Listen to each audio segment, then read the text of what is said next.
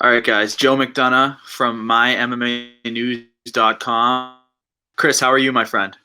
I'm good, brother. A little sore, but it's all getting back to normal. Stuff on my face and doing the whole routine.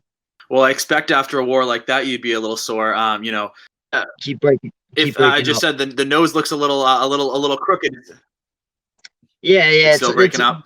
no a little bit, but yeah, no. The nose is always crooked though. Yeah, it's just my ugly face, bro. Like yeah, yeah. I'm a little beat up, man. A little beat up. Uh, don't remember bits and pieces. Legs a little sore, but other than that, man, that's business as usual, bro. That's how I fight. It's not the way I should fight, but that's the way I fight. You know what I mean? I take some licks, I give some licks, and that's about it. Well, it's something the fans love to see. Speaking of CES, how good did it feel to be back in that cage? Yeah, man, that's everything I wanted, bro. Like all these interviews and stuff are cool, and everything else is cool. Making a little money is cool, but I just want to fight, man. I love to fight. That I know in my head that I was meant to do, and I'm just glad I get to go in and show who I am and get back on the win track and get back to try to get to the next step. You know what I mean? I think I'm ready. I thought I'm ready for a while to get to the next level, and I just got to go out there and prove it now. I just got to keep proving it, stay on a good path, and listen to my team, listen to my manager, and just do what I need to get done. Absolutely. It must have felt weird to be in a CES fight, but not hearing the screaming in the background. Dude, honestly, it was like it's like fans are what make this sport. This is a spectator sport, and it's awesome to have fans there. And I want fans there every time if I can. But it was actually nice. I got to go in and just take care of business, do what I'm supposed to do, and then get out of there quick and go eat some junk. You know what I mean?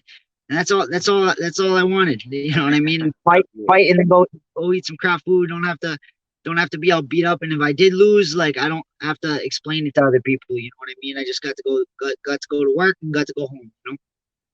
What was the crap food of choice after the big win?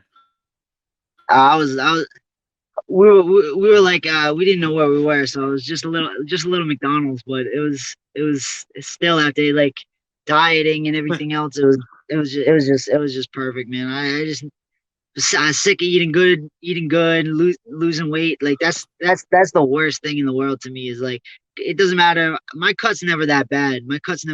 So it's not something I really have to worry about. Usually, I get paranoid and worry about weight all the time, but my cut's not that bad. But still, anybody who cuts 5 pounds, 2 pounds, 10 pounds, 20 pounds, it's all terrible. It's all terrible. Cutting weight is horrible. Absolutely. And so a huge Ashiek Ajim, a big prospect, a big comeback win because in the first round, in a way, he was having his way, and then you turned it around in the second and third. It was awesome. What's going through your head in that first round, and is that something that you expected, him to kind of come on strong in the first round and maybe his cardio wouldn't hold up? If I'm being honest, I don't even remember. I don't know what was going through my brain. I got out of there and I didn't know what happened in that fight. I'm assuming that usually that's how the fights go. I've had a couple fights like that where it's I get hit a little bit, I get beat up a little bit, and the way I train, man, I don't get tired. This is when I say this to people, they look at me like I'm crazy. Like I breathe through my skin. You know what I mean? I don't get tired. I train really, really hard. I practice really, really hard so that I don't get tired, that I can keep the same pace the entire fight, that I can keep throwing punches. I'm a volume striker. I have power, and guys need to start recognizing that. When I hit you, guys don't just like walk it off. I hit hard and I continuously hit you the entire fight. So eventually I'm gonna wear you down. 10%, at all times. How much has that helped you? And you kind of already answered this last question: is how much does that help? You're going at that pace the entire time when you're training, so it must be easy in a fight to go that pace. Yeah, man. There's no thought process behind it. We're gonna go. This is the speed I go. You guys that train with me know it. This is the speed I go. Even if I'm not hitting you, we're not hitting hard, we're sparring, it's still gonna be fast. You're gonna get tired. I'm gonna keep going. I'm gonna keep working you, and if you can't keep up with me, you're gonna have a really, really rough night. The only way you're gonna get rid of me is if you kill me. That's it.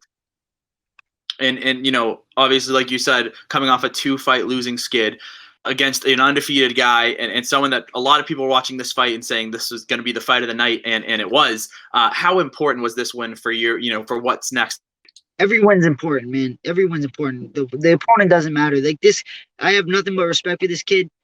And the whole Chael Sonnen thing didn't made it a little bit sweeter when you got a guy of that caliber singing your praises, and I can come out and start you. It makes me a little bit happier. But it you know, man, every opponent's important. Every opponent's important. I go out there and I don't look at the faces. I show everybody respect, and we're gonna fight. We're gonna go to war, and then afterwards, that's where it is.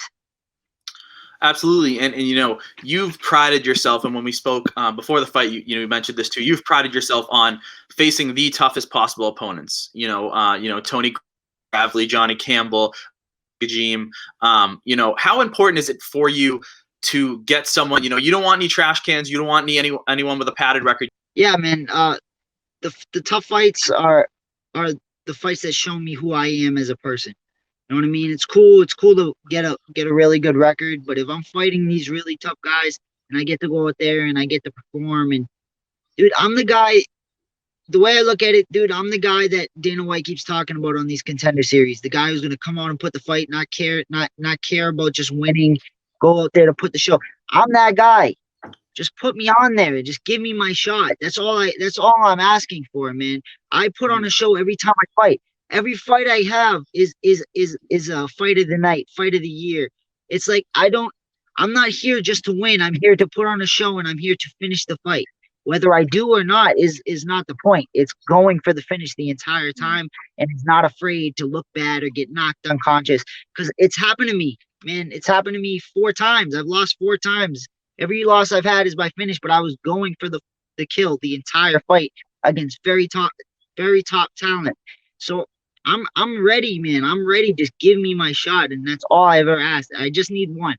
You give me one, I will make it count. I promise. Absolutely, and you know, Dana White's Contender Series coming back in November. You know, do you have any message for Dana White? You kind of just said it. You want that shot. You know, are you pushing for that next? If I can, man. I don't know if November will work. I'm on that 30-day medical suspension, so depending on when they have a show, man, I'm always ready. I'm always in shape. I'm always ready to go. So it just depends on what my team says and what my team can set up for me, man. But I'm just trying to go, man. I'm ready whenever they tell me I can go. Absolutely, and I'm assuming if that doesn't, we can see you back in the CES cage. You know, as soon as that 30 days is up, I'm sure we're going to be hearing about you in a fight for CES whenever they are back around, hopefully in a month or two. As soon as they take the shackles off, man. As soon as the shackles come off, I'm ready to go. You know what I mean? Take these next couple days and eat some fast food and get real big, and then we'll get back to it. Awesome. I love it, Kris. And you know, as we said, you love to fight top talent. When CES brings these names to you, to your management, to your just names brought to you, and they know you're going to accept versus the top guys, or do you kind of look around and say, "Wow, he looks like he's pretty good in New England. I want to fight him"? Usually, I don't have a choice, man. These are the guys that they hand me. You know what I mean? Like, I don't have a choice. I don't get to pick. There's usually one name, and then if I say no to that, then I don't have a fight. So I'm fighting whoever they bring to me. The top talent, they don't bring me bottom talent. You know what I mean? I'm not like these other guys that fight for them 12 times and get to pick and choose who they get. I get tough dudes. I fight tough dudes, and I see people like looking at my path, the way I went about this, and like that's not smart. You should be fighting these guys and build your name. And I didn't have that opportunity. I didn't have that choice. You know what I mean? It would be cool to just fight a bunch of tomato cans and build my record, and that's not who I am. It's not what I feel. I was always a small guy. You know what I mean? I was like 5 foot going through high school. I was always small. I always had to go against people bigger, always against people stronger, people that didn't think I could do something. And that's just how it's how this sport went for me, man. I've always fought bigger dudes, stronger dudes, guys I wasn't supposed to beat, and got to show off, got to show my name. I love that attitude, Kris. And tell us about the hair. What was the idea behind the hair color? The greenish blue. I was just going mad in quarantine, bro. Like running out of things to do. You know what I mean? I was sitting at home and I'm like, what can I do now with myself? And it's just let's dye my hair. My mom's a hairdresser, so my mom was a hairdresser growing up as a kid. She used to dye my hair, so I was like, whatever, just let's just start dyeing my hair this time and give me something to do while I'm bored in quarantine. Awesome. Well, I hope that we either see it again next fight or that we even get to see a new color next fight. Yeah. I think that'd be pretty cool. Yeah, it's the color's changing. We're gonna do something else. Well, Kris, awesome. Well, Kris, that's all I've got for you, man. Congratulations on the huge win. It's a pleasure speaking with you again, and I look forward to seeing what's next. Thank you, man. Thank you so much. I appreciate you having me on. Hey, anybody watching this, follow me on Instagram. Follow me on the social media, all my social media platforms. Thank you. It'll be on the screen. It is at Moutinho Kris, and I'll write it on the screen for you guys. So give him a follow, absolutely.